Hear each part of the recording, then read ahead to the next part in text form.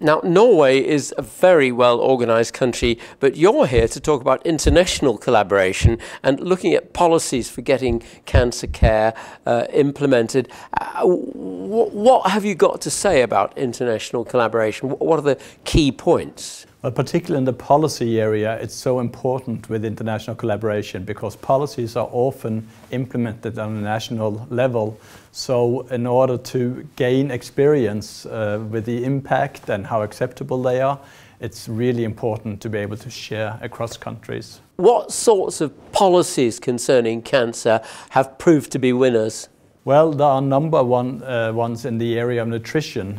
We have a framework called the Nourishing Platform, and there's now 255 action reported in 100 countries across the globe.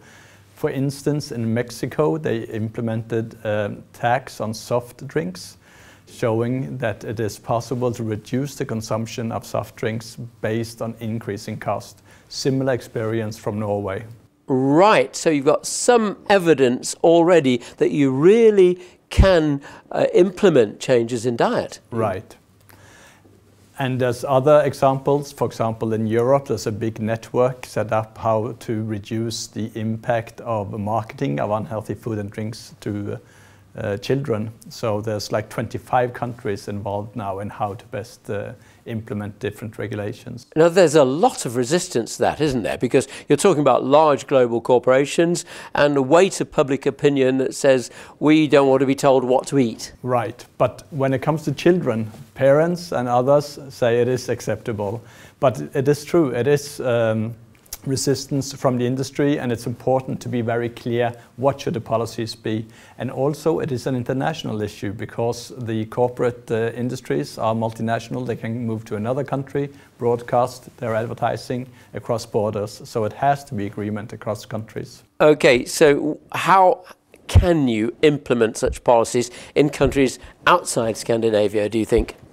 Well, we had a meeting in Turkey 2 years ago. They brought in a lot of their neighboring countries, and they're able to then to see, just to define the issue, to assess how big a problem is it in their country, and then there's a wide variety of how they can actually go ahead addressing it. Looking at school setting as one setting, for example, that should be commercial free. Looking at TV advertising or other forms of advertising being targeting children. Now, presumably you have to approach it in a multifaceted way. On the one hand, you can go for codes of conduct. On the other hand, you can go for advertising, and you can, of course, have legislation. How do you strike the balance? Well, that's why it's so important to do evaluation. And again, that's why it's important with international collaboration. So I don't think the verdict is out yet on what is the best balance, but there is some indication that statutory action, legislation, is more effective than voluntary action. But there are different models being used, and it is really important to evaluate them further. We've been hearing at this meeting here in Istanbul, though, that sometimes there are conflicts of interest, so you might even make statutory changes and they still don't work. Right. Well, again, it is important with evaluation to see what is the reason then, why they don't work. Is it because they're not really being followed up, they're not being implemented, or is that they're being perceived as unacceptable?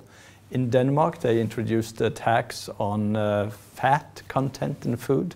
It has been evaluated, proven to be very effective, but it was withdrawn after about 1 year because of resistance from the food industry, that it was too complicated for them and had too much of a hassle for the food industry. What about a sugar tax?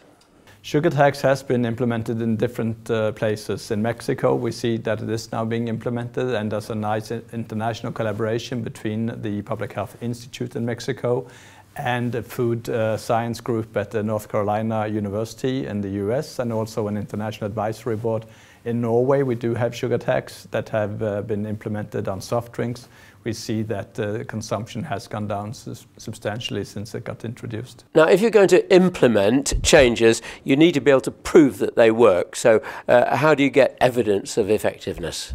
Well, there you need the research evidence, and that's why it is so important with this international collaborative work and be able to contrast the different experiences, because these kind of policies, it's difficult to implement in a randomized way like you often want to do when you get evidence from biomedical research. So, and then you also need the experience of people, you know, people who know the context, know what is acceptable, know what's feasible. How do they value and judge the different policy measures? So how would you sum all of this up in recommending concerned people all over the world how to go about the problem of reducing the cancer burden by implementing dietary changes? Well, you need to know what's out there, and that's why a framework like the Nourishing Platform is such a very useful tool, where you can go in and see what has been done in Peru, what has been done in Romania, other parts of the world, and what are their experience. So that's number one, have information about the different options.